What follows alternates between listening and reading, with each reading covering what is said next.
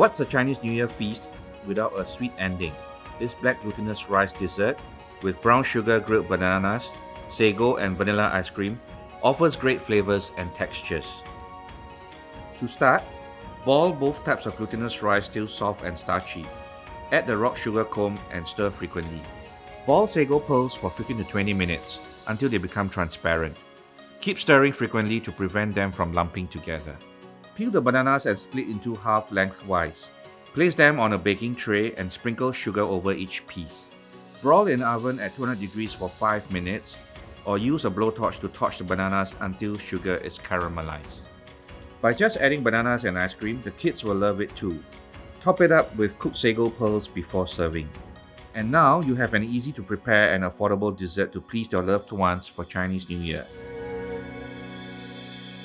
Giant offers all these ingredients, which cost under $8 for 4 persons. A similar dessert will cost you more than twice as much at a restaurant.